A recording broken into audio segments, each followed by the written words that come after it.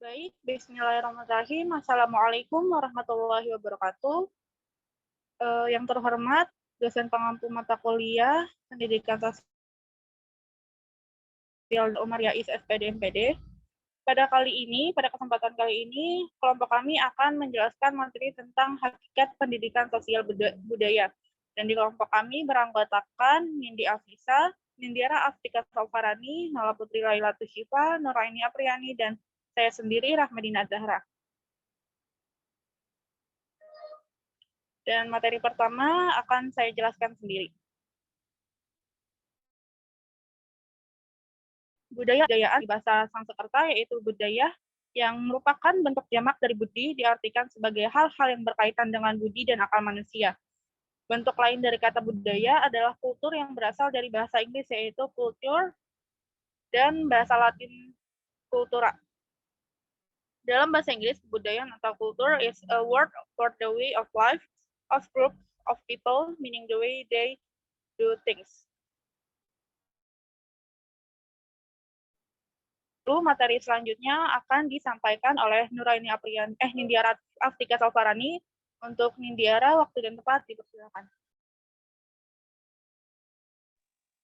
Oke, terima kasih banyak pada moderator izinkan saya untuk memaparkan materi selanjutnya.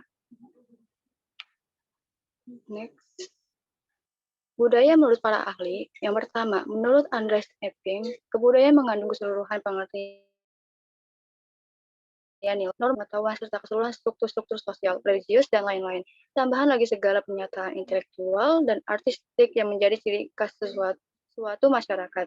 Yang kedua, menurut Edward B. Taylor, kebudayaan merupakan keseluruhan yang kompleks yang di dalamnya terkandung pengetahuan, kepercayaan, kesenian, moral, hukum, adat istiadat, dan kemampuan-kemampuan lain yang didapat seseorang sebagai anggota masyarakat.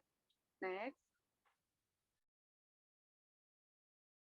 Perubahan sosial budaya dapat terjadi ketika sebuah kebudayaan melakukan kontak dengan kebudayaan asing. Perubahan sosial budaya adalah sebuah gejala berubahnya struktur sosial dan pola budaya dalam suatu masyarakat. Sekian dari saya, terima kasih. Saya kembalikan kepada moderator. Baik, terima kasih untuk Nindiara. Lalu materi selanjutnya akan disampaikan oleh Nuraini Apriani. Untuk Nuraini, waktu dan tempat dipersilakan. Terima kasih kepada Ramadina selaku moderator. Untuk materi selanjutnya akan saya jelaskan mengenai konsep dasar dalam sistem sosial dan budaya. Sistem sosial budaya merupakan konsep untuk menelaah asumsi-asumsi dasar dalam kehidupan masyarakat. Pemberian makna konsep sistem sosial budaya dianggap penting karena tidak hanya untuk menjelaskan apa yang dimaksud dengan sistem sosial budaya itu sendiri, tetapi memberikan eksplanasi deskripsinya melalui kenyataan di dalam kehidupan masyarakat. Berdasarkan wujudnya tersebut, budaya memiliki beberapa elemen menurut para ahli antropologi Taylor, yaitu yang pertama kebudayaan material, yaitu mengacu pada semua ciptaan masyarakat yang nyata dan konkret.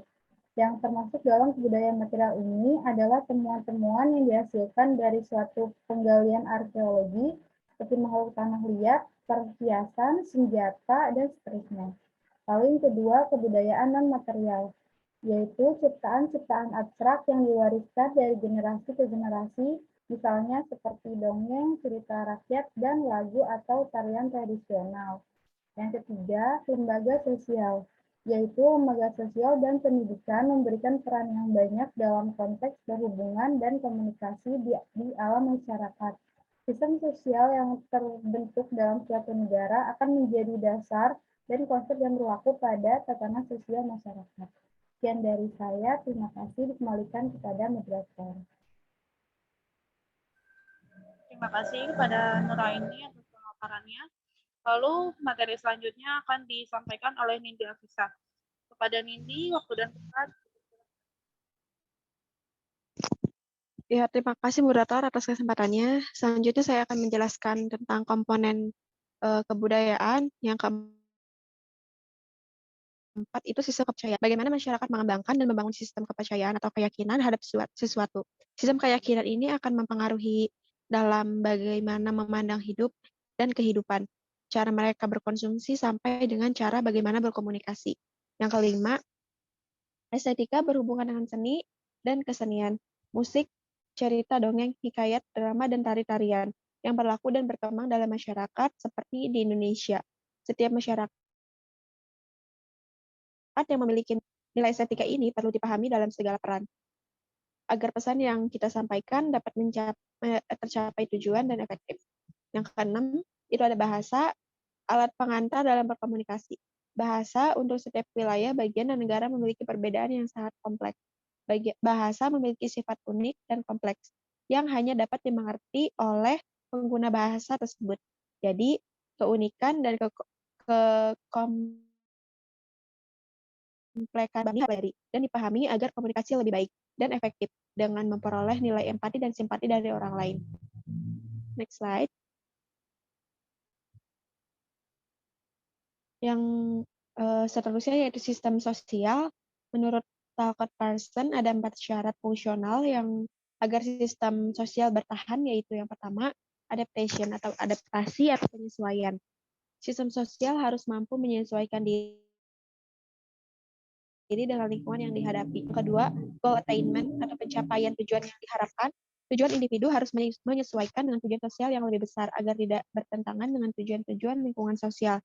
Yang keempat, itu integrasi atau kebersamaan, menunjukkan adanya solidaritas sosial dari bagian-bagian yang membentuknya, serta perannya masing-masing unsur tersebut sesuai dengan posisinya.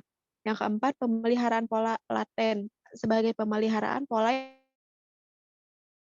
yang berterbangi, yang biasanya berwujud sistem nilai budaya yang selalu mengontrol tindakan-tindakan individu. Nilai-nilai yang telah disepakati oleh suatu masyarakat akan dapat mengendalikan keutuhan solidaritas sosial. Terima kasih. Saya kembalikan kepada moderator. Baik, terima kasih untuk Mbak Afisa. Untuk materi terakhir akan disampaikan oleh Nala Putri Laila Tushifa. Untuk Nala, waktu dan tempat dipersilakan. Baik, terima kasih moderator atas kesempatannya. Untuk materi berikutnya ada fungsi sistem budaya. Fungsi sistem budaya adalah untuk menata dan juga menetapkan tindakan serta tingkah laku masyarakat atau manusianya. Lalu proses pembelajaran sistem ini dilakukan dengan pembudayaan atau pelembagaan yang bertujuan untuk dapat menyesuaikan diri, yaitu dari pikiran dan sikapnya dengan norma adat dan peraturan yang hidup di lingkungan kebudayaan. Proses pembelajaran dilakukan mulai dari kecil, dari lingkungan keluarga, lalu lingkungan di luar rumah, dan lingkungan selanjutnya. Dimulai dari meniru apapun yang ada di lingkungan tersebut, kemudian tindakan tersebut akan menimbulkan dorongan untuk dimasukkan ke dalam kepribadian sehingga menjadi pola dan norma yang mengatur tindakan yang dibudayakan.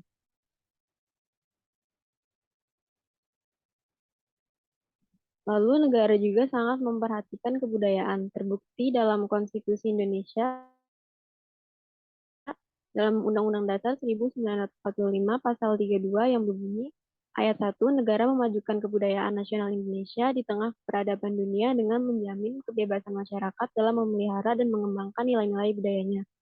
Lalu, negara menghormati dan memelihara bahasa daerah sebagai kekayaan budaya nasional. Terima kasih, saya kembalikan kepada moderator. Baik, terima kasih untuk Nala Putri Laila Tushifa atas penjelasan materinya. Dan yang terakhir, saya akan menyampaikan kesimpulan dari materi yang sudah dipaparkan. Budaya merupakan hal-hal yang berkaitan dengan budi dan akal manusia, serta perubahan budaya menjadi sosial budaya terjadi ketika sebuah kebudayaan melakukan kontak atau berhubungan dengan kebudayaan asing atau kebudayaan yang lainnya. Sekian dari kelompok kami, kurang lebihnya mohon maaf. Wassalamualaikum warahmatullahi wabarakatuh.